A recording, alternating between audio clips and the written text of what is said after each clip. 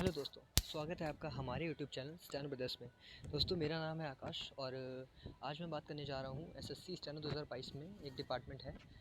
Ministry of defence के under ये department काम करता है। इसको कहते हैं आर्म्ड फोर्सेस हेडक्वार्टर, इसको एएफएचक्यू भी कहते हैं।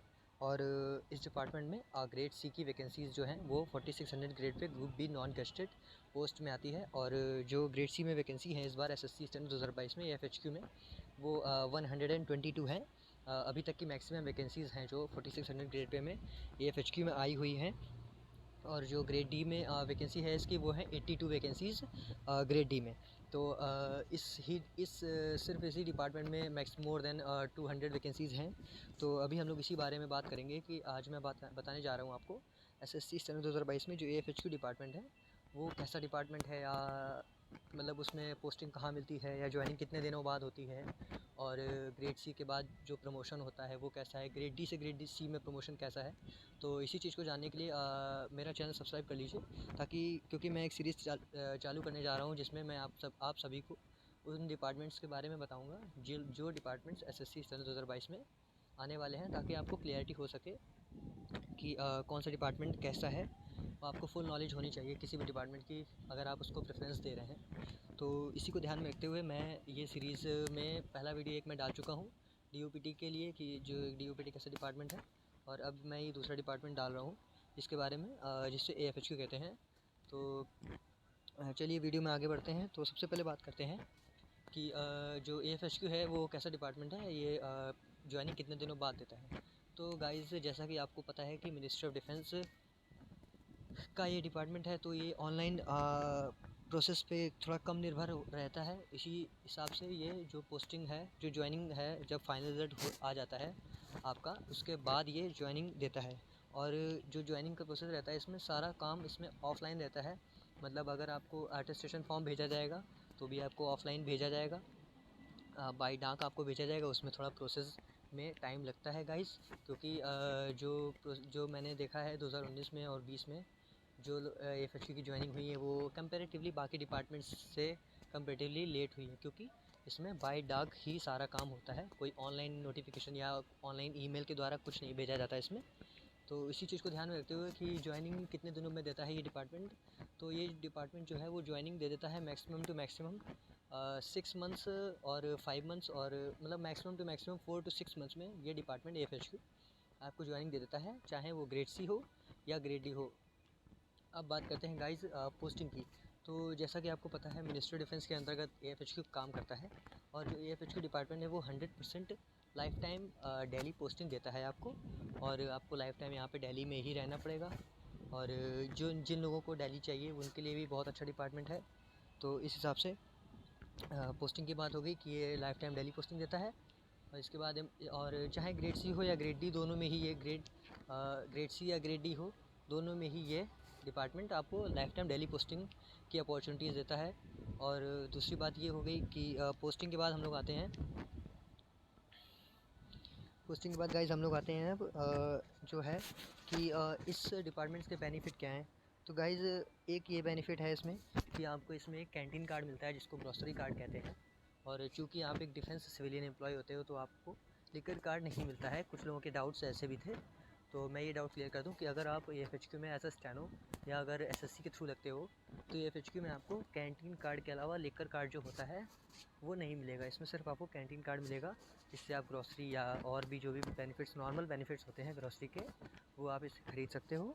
और इसके बाद हम कैंटीन कार्ड का हो गया। अब हम लोग बात करते हैं गाइस कि एक जो रिस्ट्रिक्शन है इसमें, जिसमें लोग इसको प्रेफर नहीं करते हैं। अगर सेम पोस्ट सेम लेवल की बात हो अगर, तो एक ये है कि अगर आपको एएफएचक्यू में पोस्टिंग मिलती है तो आपको स्मार्टफोन अलाउड नहीं रहता है गाइज़, क्योंकि आपको पता है ये डिफेंस का डिपार्टमेंट है, तो यहाँ पे स्मार्टफोन अलाउड नहीं है। और यहाँ पे अगर आपको पोस्टिंग मिलती है तो आपको एक कीपैड फ़ोन, जिसमें विदाउट कैमरा, मतलब उसमें कैमरा भी नहीं होना चाहिए, ऐसा फ़ोन आपको ले जाना पड़ेगा अगर आपको एएफएचक्यू के अंडर पोस्टिंग मिलती है। और जो एएफएचक्यू का हेड ऑफिस है वो है सरोजनी नगर दिल्ली में। और इसके बाद बात करते हैं प्रमोशन क्राइटेरिया। तो देखिए गाइस, देयर आर 2 स्टेजेस जिसमें डायरेक्ट रिक्रूट किया जाते हैं स्टेनो इन एएफएचक्यू में। तो एक तो होता है ग्रेड डी, और एक होता है ग्रेड सी। तो ग्रेड डी 2400 ग्रेड पे होता है और ग्रेड सी 4600 ग्रेड पे होता है। तो जो प्रमोशन होता है ग्रेड डी का ग्रेड सी में, तो ग्रेड डी का ग्रेड सी में जो प्रमोशन है वो है कि 8 साल में 8 ईयर्स में आपको 4600 जो रिक्रूटमेंट रूल है उसके हिसाब से 8 ईयर्स में आपको 4600 ग्रेड पे प्रमोट कर दिया जाएगा। और अगर आप डिपार्टमेंटल के थ्रू जाते हैं तो आपको 3 ईयर्स में आप डिपार्टमेंटल एग्ज़ाम 4600 ग्रेड पे के देने के लिए एलिजिबल हो जाते हैं और आप वो 4600 ग्रेड पे का एग्ज़ाम दे सकते हैं। इसके बाद गाइस हम लोग बात करते हैं कि 4600 कोई अगर डायरेक्ट जाता है रिक्रूटमेंट तो उसका प्रमोशन का क्राइटेरिया क्या है। तो गाइस अगर आप 4600 ग्रेड पे डायरेक्ट रिक्रूट होते हैं तो उसके बाद जो पीएस, इसके बाद पोस्ट आती है प्राइवेट सेक्रेटरी। तो अगर आप प्राइवेट सेक्रेटरी बनना चाहते हैं तो प्राइवेट सेक्रेटरी बनने के लिए आपको अगर डिपार्टमेंटल देना है तो डिपार्टमेंटल के लिए आपको 3 ईयर्स का वेट करना पड़ेगा। 3 ईयर्स के बाद आप एलिजिबल हो जाओगे और आप 4800 ग्रेड पे प्राइवेट सेक्रेटरी की पोस्ट के लिए एग्ज़ाम दे सकते हो। और एक जो जनरल प्रोसीजर है, जो रेगुलर प्रमोशन है पीए टू पीएस, मतलब 4600 के बाद 4800 होने के लिए, वो गाइज है 6 ईयर्स। अगर आप डिपार्टमेंटल नहीं देना चाहते हो तो आप नॉर्मली भी जो रिक्रूटमेंट रूल्स हैं उसमें 6 ईयर्स का टाइम लिखा है कि मिनिमम 6 ईयर्स आपको होने चाहिए टू बिकम पीएस, मतलब पीएस प्रमोट होने के लिए। अब गाइस बात करते हैं कि private secretary 4800 grade pay group B gazetted post के बाद प्रमोशन क्या है। तो गाइस 4800 ग्रेड पे के बाद आपको 4 ईयर्स के बाद आपको नॉन फंक्शनल सिलेक्शन ग्रेड मिल जाएगा, जिसमें आपका ग्रेड पे 5400 ग्रेड पे कर दिया जाएगा। अगर आप 4800 ग्रेड पे हो तो आपका जो पे है, ग्रेड पे है, वो ऑटोमेटिकली 5400 ग्रेड पे कर दिया जाएगा। अब गाइस बात करते हैं प्राइवेट सेक्रेटरी के बाद।